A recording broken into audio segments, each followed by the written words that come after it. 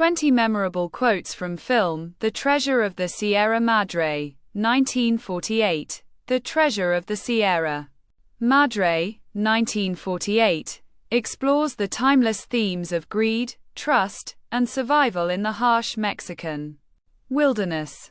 Directed by John Huston, the film follows three down-and-out men, Dobbs, Curtin, and the seasoned prospector Howard, who team up to hunt for gold.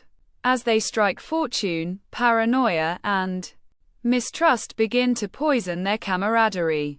The film delivers unforgettable lines like Howard's warning, "I know what gold does to men's souls," and the iconic declaration by the bandit, "Gold hat? We don't need no stinkin' badges." These lines capture the intensity and moral dilemmas at the heart of the story. Driven by Humphrey Bogart's gripping performance as Dobbs, the film becomes a powerful cautionary tale. It highlights how greed can corrupt even the most ordinary men, leaving viewers questioning the cost of wealth and the fragile nature of human trust. "I know what gold does to men's souls," and quote Howard, and quote, "Oh, it's a great thing to find gold. Makes a man feel like a king," and quote Howard, and quote, "Conscience. What a thing.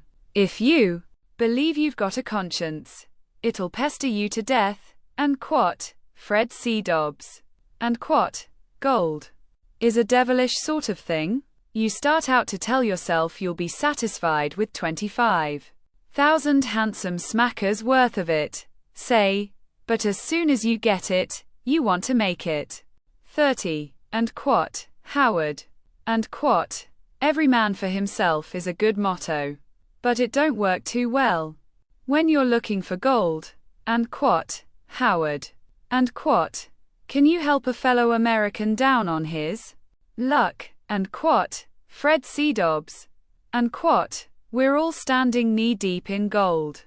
Only the gold isn't in nuggets, it's in sweat and blood," and quote Howard, and quote, "We've wounded this mountain. It's our duty to close its wounds," and quote Howard. "Gold hat? Badges? We ain't got no badges. We don't need no badges. I don't have to show you any stinking badges." Howard, as long as there's no find, the noble brotherhood will last, but when the piles of gold begin to grow, that's when the trouble starts. Dobbs, say, "Mister, will you stake a fellow American to a meal?" American in Tampico in white suit. "Such impudence never came my way. Early this afternoon I gave you money.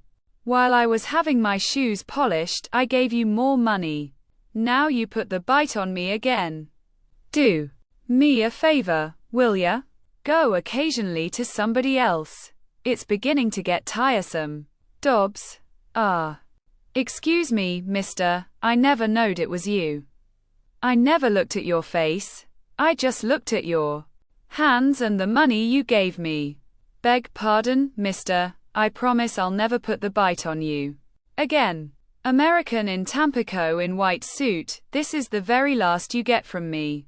Just to make sure you don't forget your promise, here's another peso." Dobbs, "Thanks, mister, thanks." American in Tampico in white suit, "But from now on, you'll have to make your way through life without my assistance." Howard, "We've wounded this mountain. It's our duty to close her wounds. It's the least we can do to show our gratitude for all the wealth she's given us.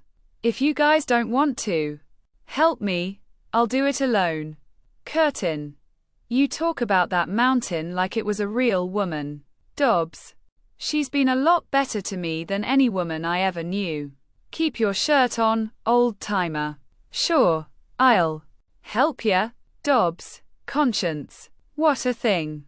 If you believe you got a conscience, it'll pester you to death. But if you don't believe you got one, what could it do to ya?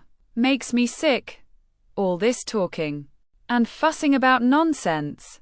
Cody, you know, You've got to hand it to the Mexicans when it comes to swift justice. Once the federals get their mitts on a criminal, they know just what to do with him. They hand him a shovel, tell him where to dig. When he's dug deep enough, they tell him to put the shovel down, smoke a cigarette, and say his prayers. In another 5 minutes, he's being covered over with the dirt he dug out.